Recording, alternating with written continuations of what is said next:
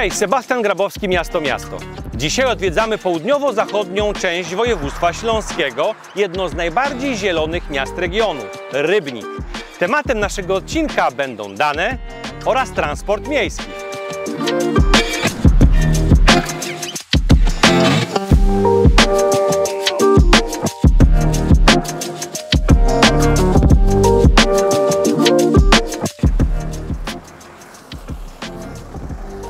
Miasto Rybnik.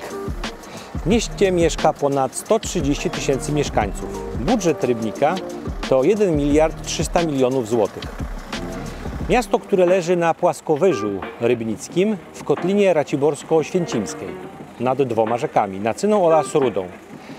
Miasto wyjątkowe ze względu na swoje ułożenie, ale również i podejście zarówno do śląskości, jak i do innowacji. Historia Rybnika rozpoczyna się w IX-X wieku, kiedy z 3 sadyb słowiańskich została stworzona tkanka miejska, która przed rokiem 1308 uzyskała prawa miejskie na podstawie lokacji magdeburskiej. Region, który szczególnie po okresie II wojny światowej został uprzemysłowiony. Rybnicki okręg węglowy był tym głównym elementem, który spowodował niesamowitą koncentrację miasta oraz regionu na przemyśle. Na dzień dzisiejszy w aglomeracji rybnickiej mieszka ponad 600 000 mieszkańców. Wyjątkowe skomunikowanie aglomeracji oraz miasta, czyli bliskość 3 lotnisk Katowice, Kraków oraz Ostrawa oraz autostrad A1 oraz dróg ekspresowych powoduje, że w Rybniku często łączą się różne drogi.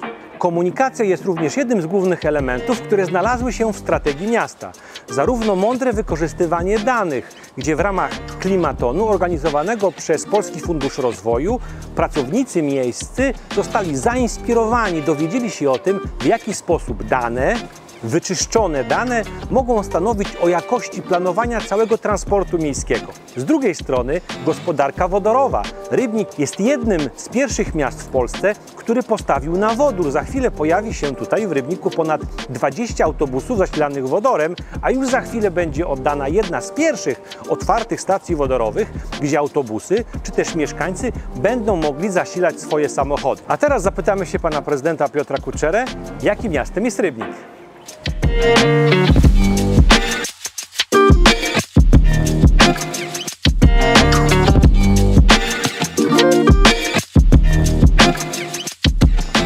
Witam, panie prezydencie. Dzień dobry, witamy w Rybniku. Panie prezydencie, Rybnik, nazywam to miastem najbardziej śląskim na Śląsku. Jakim miastem jest Rybnik, panie prezydencie? No tak gadają, że my są fest śląscy, ale mamy rzeczywiście swoje tradycje, swoją historię, bardzo skomplikowaną. Mamy ludzi, którzy się utożsamiają z gwarą, z językiem śląskim, wręcz toczą boje o ten język, ale też chętnie nawiązują do motywów górniczych, motywów przemysłowych. I to jest nasza tożsamość, to jest nasza ziemia i to jest nasze miasto. Patrząc na projekty, które realizujecie, na innowacje, które wdrażacie, na politykę, którą sobie bardzo jasno wpisaliście do strategii, czy Rybnik jest miastem innowacyjnym w takim brzmieniu Smart City? Chcemy takim być i na pewno to jest proces i robimy wszystko, aby uczestniczyć w tych najważniejszych trendach, konferencjach, spotkaniach, w sieciowaniu również tych partnerów, którzy chcą w ramach Polski, ale nie tylko, funkcjonować w nowoczesnym świecie. Technologie dzisiaj są z jednej strony wyzwaniem, ale z jednej strony też są ciągłym wyścigiem. Wyścigiem, bo się szybko zmieniają.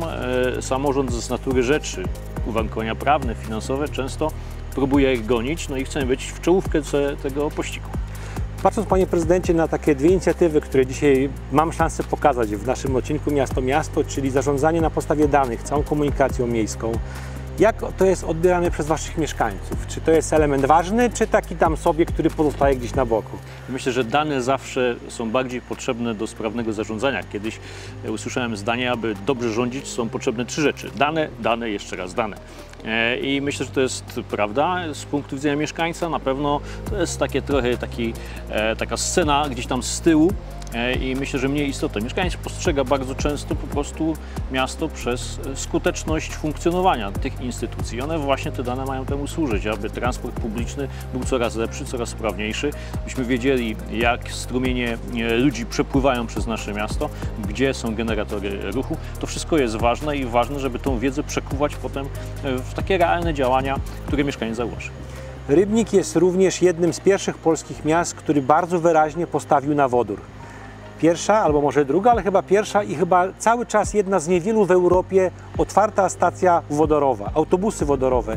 Czy to jest wpisane na stałe w strategię? Jak w ogóle pan prezydent oraz miasto podchodzi do tej całej domeny? Dla mnie wodór jest przyszłością ludzkości i przyznam się, że użyłem taki termin od Rybnickiego Okręgu Węglowego do Rybnickiego Okręgu Wodorowego.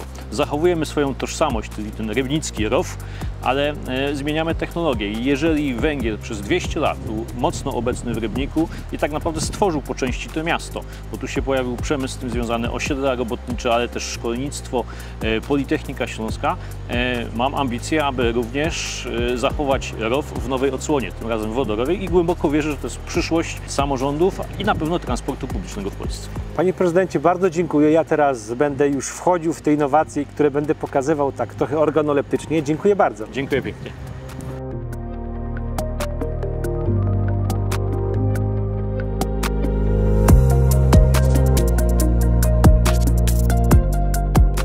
W jaki sposób rozpoczął się proces innowacji, który ma swój początek, albo może punkt kontrolny, podczas klimatonu organizowanego przez Polski Fundusz Rozwoju. O tym wszystkim porozmawiamy, jadąc jednym z autobusów rybnickich z panem doktorem Bartoszem Mazurem z Urzędu Miasta Rybnik. Bartosz, parę słów o tym, jak w ogóle zaczęła się, może nie jak zaczęłaś, ale co było punktem zwrotnym waszej strategii zajęcia się danymi dotyczącymi komunikacji? Wiesz co, my mieliśmy wrażenie, że mamy bardzo dużo danych, ale z nich nie korzystamy. I chcieliśmy koniecznie te dane, żeby one były lepszej jakości i żeby one były użyteczne po prostu. Jak działa system, który macie? Ponieważ to jest połączenie karty miejskiej, danych, które tam się pojawiają, mieszkańców, z których korzystają, biletów czasowych, chwilowych, długoterminowych, tak? Znaczy, wiesz co, to jest tak. Pierwsza sprawa, każdy przejazd jest zarejestrowany. Z jednej strony można w kasowniku, ale również jeżeli ktoś ma bilet przez komórkę kupowany, to są czytniki, prawda, kodów QR albo NFC. Dlatego mamy informacje w zasadzie o każdym przejeździe. Jeżeli chodzi o te dane, prawda, to te dane są. Tylko było takie poczucie, że te dane są dość chaotyczne. One owszem są wykorzystywane, jeżeli ktoś się zwróci o wykorzystanie, bo na przykład nie skasował biletu albo coś tam było nie tak, prawda? Ale my chcieliśmy te dane wykorzystać w sposób proaktywny, żeby faktycznie mieć bardziej strategiczny pogląd na to, jak ludzie się przemieszczają i uruchamiać nowe linie, nowe połączenia. I wtedy pojawił się klimaton, tak? Tak, i wtedy pojawił się klimat. To było w ogóle niesamowite przeżycie. Tutaj mówię, z Eweliną byliśmy i dla nas to było zderzenie po pierwsze z innymi miastami, które miały kompletnie inne pomysły, inne wyzwania, i z drugiej strony z informatykami, którzy nam pokazali na przykład to, jakie te dane są w ogóle. I tak powstał koncept. Tu masz tą karteczkę, może ją pokażemy. To jest ta jakby nowa karta miejska, tak? Która tu to jest akurat stary wzór, ale cały czas wszystkie działają. Tak? Ale wszystkie działają. Mamy element czytnik, tak. Mamy QR-kody, czyli może też jakby wasz mieszkaniec płacić swoim telefonem, jeżeli ma aplikację. Dane te są zbierane, one potem są modelowane, oczyszczone, tak? No, można tak powiedzieć, tak. I na podstawie tych danych, które już są zebrane, tam są, widziałem, jakby gigabajty tych danych. To jest ogromna liczba danych. To jest też trochę taka sztuka, żeby na przykład wiedzieć, żeby nie sprawdzać w majówkę danych, bo one są zupełnie inne, nie? Trzeba patrzeć na normalny tydzień. I widzimy chociażby, jak się rozkładają potoki, że po maju, jak już jest po maturach, to uczniów jest trochę mniej. I to się wszystko, mówię, to wszystko na tych danych widać i w zależności od tego, jak bardzo szczegółowych danych oczekujemy, to takie zapytania, że tak powiem, formułujemy do systemu. Czyli podsumowując, wykorzystacie dane, które pochodzą z całego procesu kupowania, zakupu, używania biletów, skojarzonych z kartą miejską, którą w oczywiście bez żadnych danych osobowych. To są już dane, że tak powiem, zanonimizowane i zagregowane, nie? Potem czyszczycie te dane i na końcu używacie tych informacji, wiarygodnych danych do planowania, optymalizacji, ale również i do tego takiego praktycznego dostosowania ruchów do potrzeb mieszkańców. Ja powiem inaczej, też w rozmowach z mieszkańcami to jest ważne.